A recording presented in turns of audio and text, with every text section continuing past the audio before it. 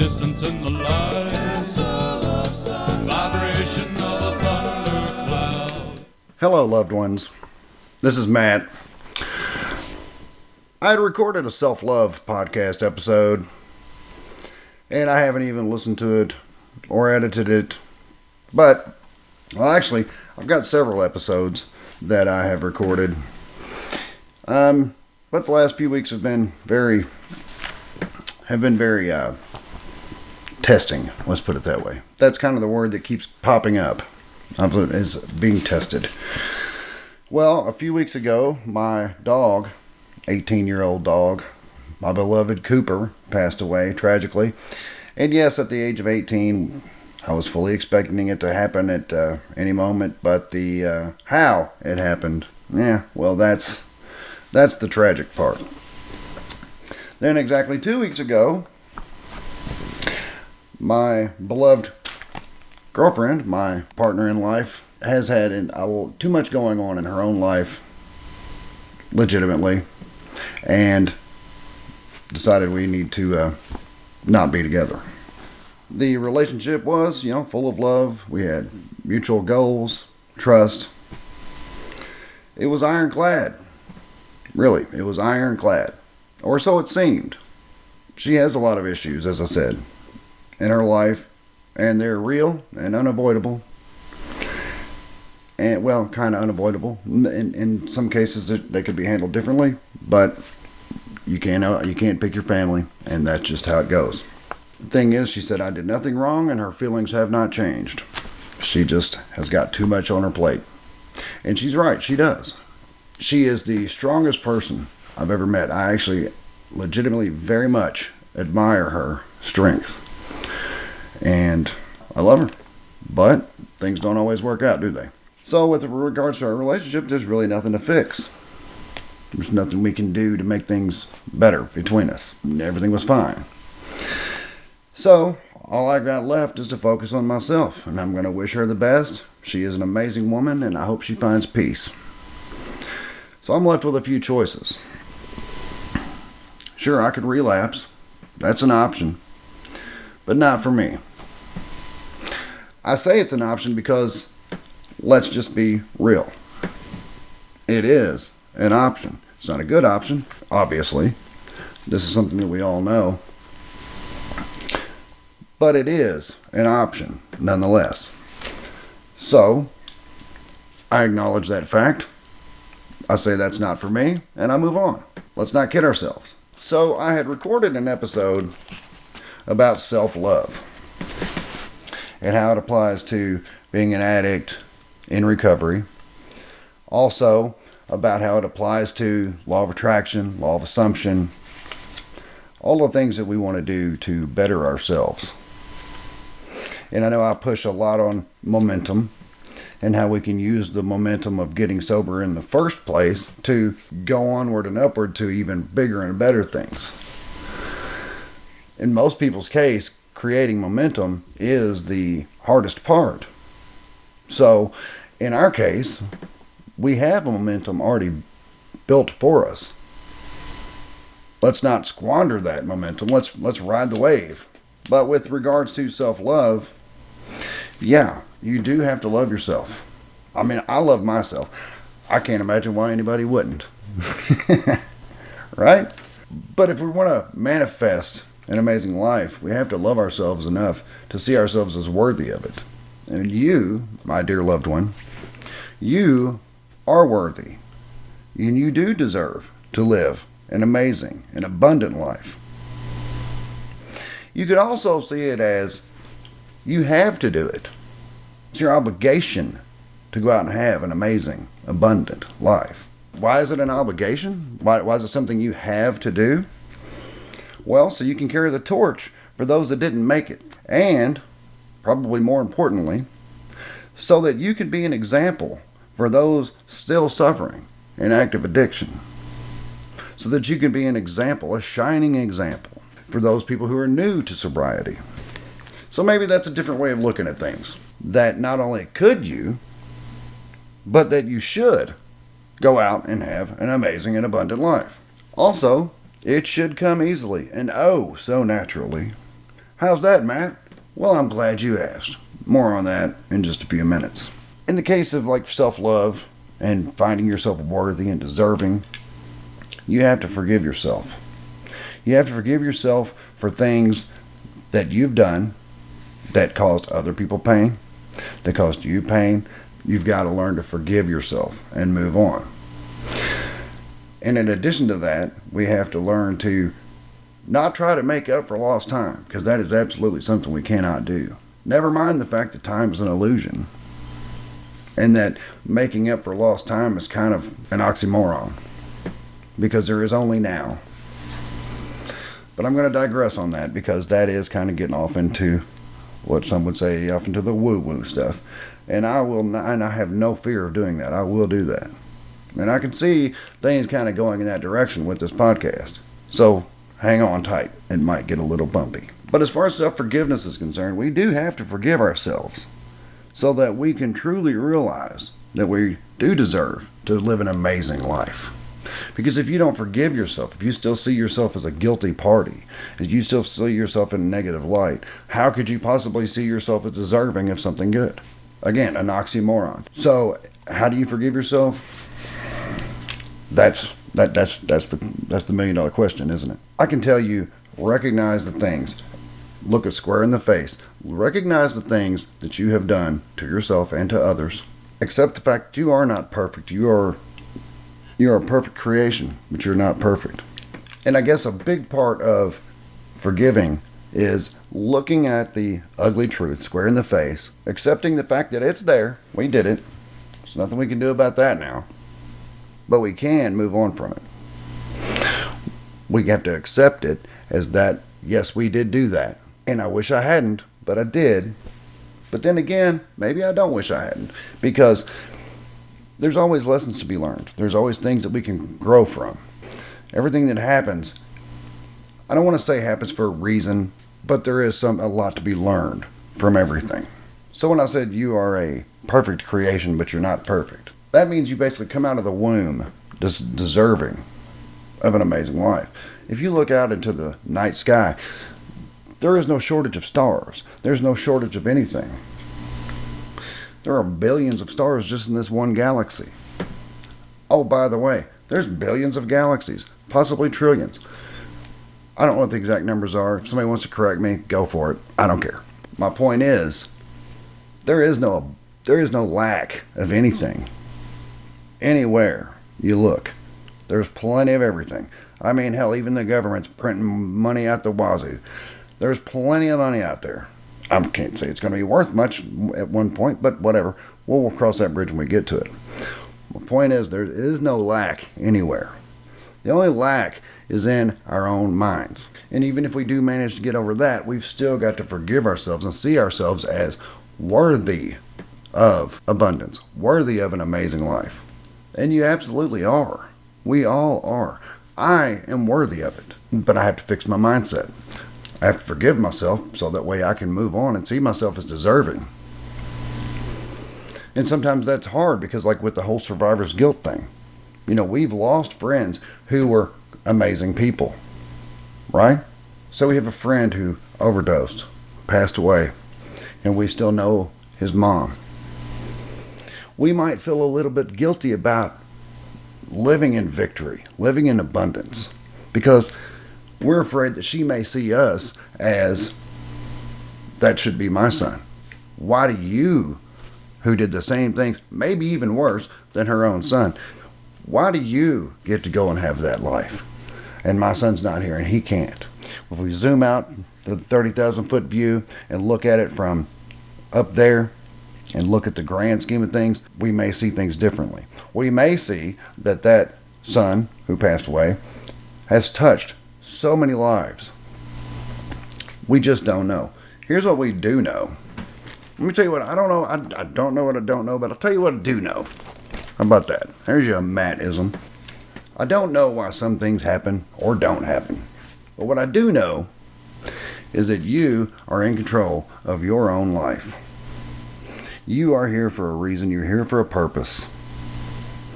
And that purpose is to not be some weak little worm Or, even worse, for God's sake, not a victim. You're not a victim of anyone. If you're a victim, you're a victim of your own self. Correct? And I'll say that because, like, in society today, there's so much victimhood. This whole mentality of victimhood. So many people think, I can't do this, I can't do that, blah, blah, blah, blah, blah, and they always blame it on some outside source. And just like with anything else, if you put it on an outside source, then you're dependent on that source to make it right. Just like if you blame another person for your circumstances. At that point, you are in a position where you're waiting for that person to apologize or take steps to correct that before you can move on into a better life. And let's say that person doesn't see they did anything wrong. Maybe even society believes they didn't do anything wrong. I don't know. The point is, you are now in the position where you're sitting and waiting for someone else to make a move. So, we take it upon ourselves, good or bad, it's on me. And we go out and we live an amazing and abundant life. How many times have I said that already? Just in like 10 minutes. A bunch. Whatever. It's okay. Don't judge me. So, what if by doing that, other people see you, other addicts who are still suffering, who are still struggling with addiction, they see you as someone who was down as low as they are, maybe worse, who recognized that they had a problem, realized that they were out of control, reached out for help, got the help they needed. Now they've got their momentum, and now they are building an amazing life. That's something that people will step back and look at, and you may be leading by example. You may never know it, and that's okay, because even if you're not, oh darn, you've got a great life. That's fine. That's what you were going for anyway. But even better, what if people do see your example? What if enough of us do this and we do reach other people, and then they go and they follow your example and they do it too? You see how this snowball gets to rolling down this hill, and it's huge by the time it gets to the bottom. We can all pull each other up, but we can't pull somebody up until we're up there. You see where I'm going with this? That's why you have to do it. You have to go out and have an amazing life. If you're going to pull someone else up, well, you've got to get up there so that you can be there to pull them. And I'm not saying do the work for them. I am saying be there for them. Give them a hand up. Give them an example. And what is an amazing life? And that's all relative. That just depends. That's up to you. If you live in America, you are already in what's the statistic? Top 5% in the world as far as wealth, as far as quality of life is concerned. Maybe even top 2%. I don't know. You're doing pretty well. Just by virtue of being born in North America, you are already have a quality of life far and away better than most people. That's something you need to be eternally grateful for. But getting to the real point, what is an amazing and abundant life to you? Well, what is to you and what is to me, very possibly, are not the same thing. With the way the world is, obviously, being financially abundant is a big issue. Let's just call it what it is. Do we want to be stinking rich? I don't know. If that's what it takes, if that's what floats your boat. Most people don't really care about the money as much as what it symbolizes, what it can do. It symbolizes freedom. It symbolizes a lot of things to a lot of different people. But you may be happy with a 9-to-5 job working for a factory. Some people like that. They like having a set schedule. They like having that dependable paycheck. They like being able to come home to their kids in the evenings, have dinner, maybe watch some TV. Someone else may not be happy with any of that. They want to live off the grid. They want to have a piece of land up on the side of a mountain somewhere where they are depending on nothing. They grow their own food, they generate their own power, all that off the grid living thing. I think it's pretty fascinating seeing how people do that. It's not for me, but for some people, that's exactly what their dream life is. Or you may be an entrepreneur. You may be someone who wants to own a business, someone who provides a good or a service and wants to make a ton of money doing it, and then retire in some tropical paradise. But anyway, the point is, what does it for you? What is it that's going to make you want to get up and go? What are you going to want to, dare I say it, I'm going to do it, I don't care.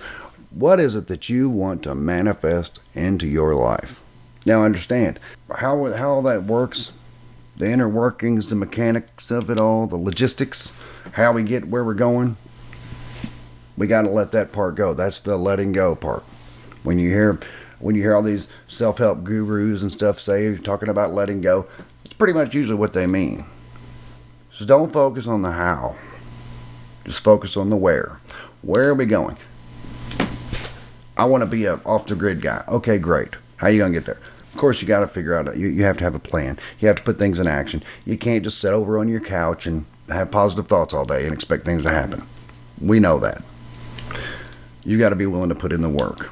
You'll probably get more than you ever imagined. Because like I said in the beginning, if you look into the night sky, there is no lack. There's only an abundance of stars, of everything in the universe. Billions of stars in each galaxy. Billions of galaxies. There is no shortage of anything. It's really rather amazing. You ever want to be amazed by something, just Google like the size of our sun, how much larger than our planet Earth it is. And then how it compares to other stars such as Rigel or Betelgeuse. Yes, Betelgeuse, like the movie, whatever. Just look up the comparisons of the star sizes. Our sun is like a pixel on a screen. And then like Rigel or Betelgeuse are like the size of a grapefruit. It's like, wait a minute, what? You're saying there's stars out there that are like thousands upon thousands of times bigger than ours?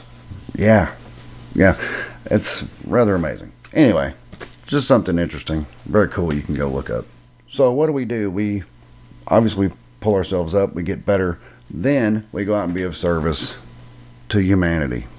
Because while we don't owe anyone anything, we probably do need to kind of pay it forward a little bit. While we don't owe anyone anything, except maybe some apologies and a promise to do better moving forward, of course, being of service to others, it's just the right thing to do. Just go do it. If you can help someone, if you can help that little old lady down the street by mowing her yard, just do it.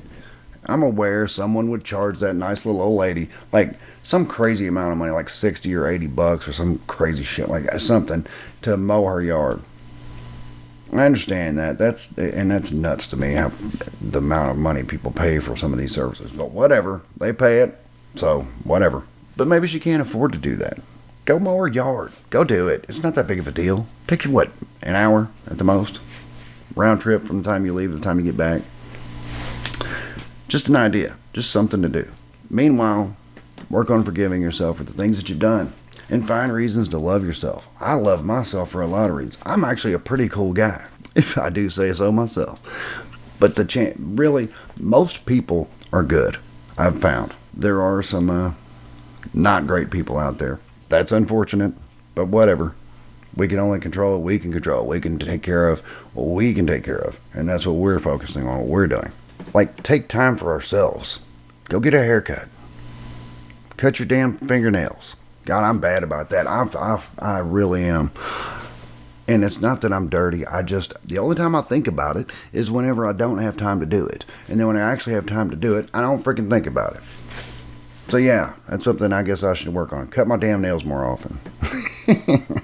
I need to work on a lot more than that, but whatever, alright? And what do you love to do? I love to go to I like to hike, and I like to go to concerts. And I feel pretty good whenever I do those things. And it's always some reason why you can't do it. You know, you always think you want to go do this. Well, yeah, but I really should be doing that or whatever. And in some cases, okay, yeah, you're probably right. You probably shouldn't do that right now. But just carve it out. Carve out those couple of hours. Go do it. Like for a concert on a Saturday night unless you've got some family obligation or something, go do it. Just go do it. It's not that, it doesn't cost that much money. You don't have to drink a ton of beer. You don't have to buy a t-shirt, although I recommend it. However, those aren't what's necessary. What's necessary is you're out having an experience. You're out having fun. And doing it with people you love is great. But now I've been to concerts. I've been to concerts alone. I went and saw Devil Driver with Ginger opening by myself. Now, yeah, I ran into people I knew there, but it was a great time. I was there alone. Yeah, it did help that I knew some of the people there. However, I didn't come with them and I didn't leave with them. So I was still kind of solo. Had a freaking great time. Unbelievable. It was so fun. And also, when you're out there doing those things, opportunities are going to present themselves. Opportunities to be of service to people. Because some people are like, I'd like to be of service to people, but I don't know what to do. Just sometimes your knowledge is of great use to people. There's a lot of people who, like, I was in the insurance business for a long time. And to me, only because I was in the insurance business for so long and I know things, there's been times when people have said something that was insurance related and I'm like, oh my God, dude, that's not at all what it's like. And I may have saved them a ton of money. Or I can tell you in one case, I actually saved a guy's job. Funny story behind that, his father had passed away. It was out of state. He took off for it, had bereavement time from work. When he got back, they wanted to see proof that his father passed away and that there was a out-of-state funeral and all that good stuff. He didn't have it. And then he goes through he's trying to get a hold of a death certificate. That's basically what they want. And he can't get a copy of it. He can't, for whatever reason, he could not do it. He didn't know what to do. And since I had been in the life insurance business and dealing with people, I knew to tell him, hey, this is easy, very easy. Call the funeral home where the services were. Tell him you need a copy. Tell him who you are. Tell him you need a copy of the death certificate. He called him 5 minutes. 5-minute phone conversation. All his problems were solved. He almost lost his job because he didn't have it. Dear friend of mine, love him to death. Now, I mean, at that time we weren't close friends. I mean, we were cool, but whatever. So anyway, I'm going to do more on this whole self-love thing, because we've got to love ourselves enough to want the best for ourselves, just like you do for a child. You want the best for your child. Why? Because you love them. You don't want them to have bad experiences. You want them to have a great life. You need to want the same thing for yourself. Understand that you're God's child, or the universe, or whatever you want to call it, the creator. I tend to call it the creator, or God. I kind of switch between the two. That's okay. Understand you're God's child, and there is no lack. There's only abundance out there. The same creator that created the universe and those billions of stars and every single one of the billions of galaxies also created you and considers you a child. What the hell makes you think you don't deserve better? So, this is Matt Stevens. This is my sober addiction. Thank you for listening. And I appreciate the kind thoughts that I've gotten from people regarding the loss of my beloved Cooper, my dog. And with the breakup, yeah, it's tough, but it's okay. It's all right. Things are already looking up, actually. So, that's good. So, I love you all, and I'll talk to you again. There is a distance in the light.